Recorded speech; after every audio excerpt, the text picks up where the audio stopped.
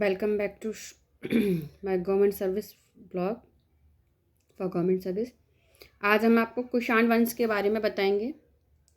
चलो चलते हैं। कुषाण वंश। कुषाण मध्य एशिया में पश्चिमी चीन के यूची जाति के थे। लगभग 165 ईसा पूर्व में इसने पड़ोसी कबीले हिंगनू ने यूचियों के नेता को मारकर उन्हें पश्चिमी चीन का क्षेत्र छोड़ने पर बाध्य कर दिया था। इस क्षेत्र में यह कबीला दो शाखाओं में विभक्त हो गया, कनिष्ठ यूची और दूसरा ज्येष्ठ यूची। कनिष्ठ जो तिब्बत की ओर है और ज्येष्ठ यूची जो पश्चिम की ओर है। उन्होंने बैक्टीरिया पार्थिया के शासकों को पराजित किए। अब नेक्स्ट उसके बाद हम पढ़ेंगे सबसे पहले उसके शासक के कुषाण वंश के कुजुल कटविशेष। कुजुल कटविशेष 15 से 65 ईस्वी तक।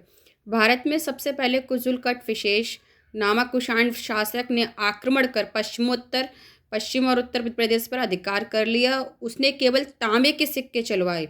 इन्हें कुषाण वंश का संस्थापक माना जाता है। Next Vim कटविशेष। कुजुल कटविशेष की मृत्यु के बाद विम कटविशेष यानी कि इसको कटविशेष सेकंड भी बोलते हैं, गद्दी पर बैठा। चीनी ग्रंथ हाउ हानसू से पता चलता है कि उसने तियनचू की विजय की तथा वहीं अपने एक सेनापति को शासन करने के लिए नियुक्त किया। इस प्रकार इसने तक्षशिला और पंजाब पर अधिकार कर लिया। ये भारत में कुषाण शक्ति का वास्तविक संस्थापक माने जाते हैं। उसने सोने तथा तांबे के सिक्के चलवाए। आपका जो कुजुल कटविशेष है वो केवल आपका कौन से तांबे के सिक्के चलवा रहा है और कुषाण वंश का संस्थापक माना जा रहा है, लेकिन वास्तविक संस्थापक विम कटविशेष माना जाता है। और इसने सोने और तांबे दोनों के सिक्के चलवाए। उसके सिक्कों पर एक और यूनानी लिपि और दूसरी खरोष्ठ लिपि थी। उसके सिक्कों पर शिव की आकृति, नंदी, बैल और त्रिशूल अंकित हैं, जो उसके शैव धर्म में आस्था है। भारत में सर्वप्रथम स्वर्ण सिक्के चलाने का श्रेय विम कटविशेष को जाता है। कनिष्क प्रथम। राजधानी पुरुषपुर या पेशावर तथा मथुरा। कनिष्क के राज्य भ्रमण की तिथि 78 ईस्वी पूर्व। भारत में शक संवत का सूचक कैनेडी के मतानुसार 58 ईसा पूर्व में ही चौथी बौद्ध संगति हुई थी। इसी अवसर पर कनिष्क ने विक्रम संवत को आरंभ किया। चीन से युद्ध। कनिष्क का चीन के शासक पांचाओं से युद्ध हुआ, जिसमें पहले कनिष्क की पराजय हुई परंतु बाद में विजय हुई। चतुर्थ बौद्ध संगति। कनिष्क के समय कश्मीर के कुंडल वन में बौद्ध चतुर्थ संगति का आयोजन हुआ। यहीं बौद्ध धर्म हीनयान व महायान में विभाजित हुआ। कला शैलियाँ। कनिष्क के समय भारत में दो नवीन कला शैलियों का जन्म हुआ, गांधार और मथुरा कला। गांधार कला शैली, इसे इंडो ग्रीक शैली, ग्रीक बुद्धिस्ट शैली भी कहा जाता है। इसका केंद्र बिंदु गांधार था, अतः इसे गांधार कला शैली भी कहा जाता है। इसमें बुद्ध एवं बोधिसत्वों की मूर्तियाँ काले स्लेटी पाषाण से बनाई गईं। यह यूनानी देवता अपोलो की नकल प्रतीत होती है। मथुरा कला शैली। इस कला शैली का जन्म कनिष्क के समय में मथुरा में हुआ था। शैली में लाल बलुआ पत्थर का प्रयोग हुआ है। इसमें बौद्ध, हिंदू एवं जैन धर्मों से संबंधित मूर्तियों का निर्माण किया गया है। बुद्ध की प्रथम मूर्ति के निर्माण श्रेय 1ली शताब्दी ईसा पूर्व इसी कला शैली को जाता है। कनिष्क ने अपनी राजधानी पुरुषपुर में 400 फीट ऊंचा 13 मंजिलों का एक टावर बनवाया था। इसके ऊपर एक लौ छत्र स्थापित किया था तथा उसी के पास में विशाल संघाराम निर्मित किया था। यह संघाराम कनिष्क के चैत्य के नाम से प्रसिद्ध है। इसका निर्माण यवन वास्तुकला अगिलस द्वारा किया गया। नगर निर्माण। कनिष्क ने कश्मीर में कनिष्कपुर तथा तक्षशिला के सिरकप में एक नए नगर की स्थापना की। सिल्क मार्ग पर अधिकार। कनिष्क ने चीन से रोम को जाने वाले सिल्क मार्ग की 3 मुख्य शाखाओं पर अपना नियंत्रण स्थापित किया। कैस्पियन सागर से होकर जाने वाला मार्ग, दूसरा मर्व से फरात नदी होते हुए रूम सागर पर बने बंदरगाह तक जाने वाला मार्ग, तीसरा भारत में लाल सागर तक जाने वाला मार्ग। सिक्के। कुषाणों ने ही सर्वाधिक शुद्ध सोने के सिक्के जारी किए। कुषाणों को सर्वाधिक ताम्र सिक्के चलाने का श्रेय भी प्राप्त है। विद्वानों का आश्रय। कनिष्क की राजसभा अनेक योग्य विद्वानों से सुशोभित थी। इनमें पाशर्व, वसुमित्र और अश्वघोष जैसे बौद्ध दार्शनिक थे। नागार्जुन जैसे प्रकांड पंडित और चरक जैसे चिकित्सक उसकी राजसभा के रत्न थे। कनिष्क का पुरोहित संरक्षित था। कनिष्क के उत्तराधिकारी वशिष्ठ, भूविष्ठ, कनिष्क सेकंड, वासुदेव, ये कनिष्क के उत्तराधिकारी हैं। ज़्यादा कुछ नहीं है। ये कनिष्क का पुत्र था। राजतरंगी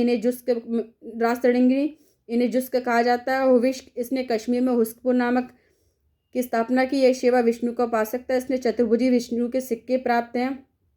कनिष्क सेकंड वाशिष्ठ का पुत्र था। महाराज राराज राजवा देवपुत्र की उपाधियां प्राप्त हैं। वासुदेव कनिष्क वंश का अंतिम शासक था। विष्णु व शिव का उपासक था। ईरान में सासनीय वंश तथा पूर्व में नागा वार्षिक वंश के उदय ने कुषाणों के पतन में योगदान दिया। ये इंपॉर्टेंट हो सकता है। कुषाणों ने केवल स्वर्ण व तांबे के सिक्के जारी किए, उन्होंने चांदी के सिक्के नहीं चलाए। साहित्य एवं विद्या। काव्य शैली का प्रथम प्रमाण रुद्रदामन का जूनागढ़ काठियावाड़ अभिलेख है, जिसका समय लगभग 150 ईसा पूर्व में है। अश्वघोष को कुषाणों का संपोषण प्राप्त था। यह कनिष्क का राजकवि था। सौद्रानंद नामक काव्य भी लिखा है, जो संस्कृत काव्य का उत्कृष्ट उदाहरण है। यूनानियों ने पर्दे का प्रचलन आरंभ कर भारतीय नाट्य कला के विकास में भी योगदान दिया।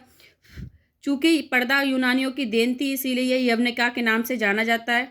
वात्स्यायन का कामसूत्र, ये पूछी जाती है कि किसने लिखी, वात्स्यायन ने कौन सी पुस्तक लिखी या कामसूत्र किसने लिखी, मैचिंग में आ जाते हैं।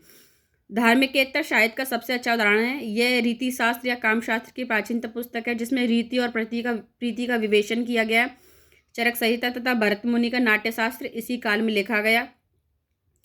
2वीं सदी में पतंजलि ने महाभाष्य की रचना की। नागार्जुन कनिष्क की राजसभा में थे, जिसमें प्रज्ञा पारमितर की रचना की तथा जिसमें शून्यवाद सापेक्षवाद का सिद्धांत प्रतिपादन किया गया।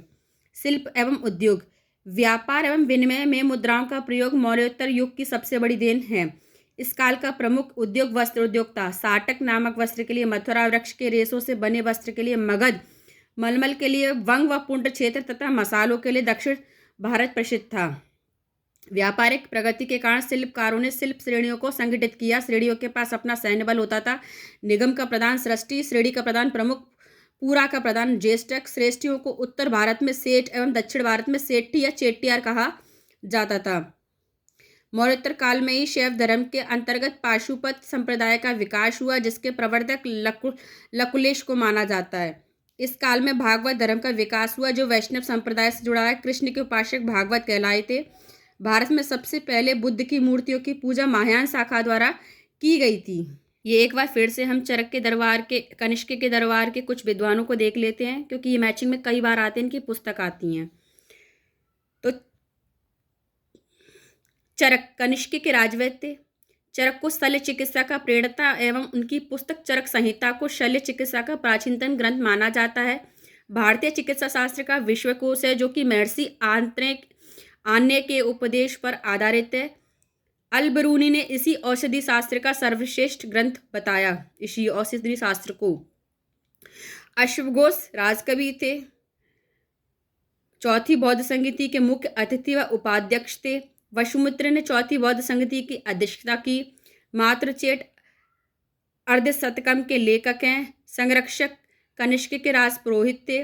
नागार्जुन प्रज्ञा पारमिता सूत्र के लेखक एवं शून्यवाद के प्रतिपादक थे। ये माध्यमिक दर्शन के आचार्य थे। एजिसेलाओस प्रसिद्ध ग्रीक विद्वान। तो अब नेक्स्ट वीडियो में हम आपको इससे रिलेटेड थोड़े से ऑब्जेक्टिव लेके आएंगे।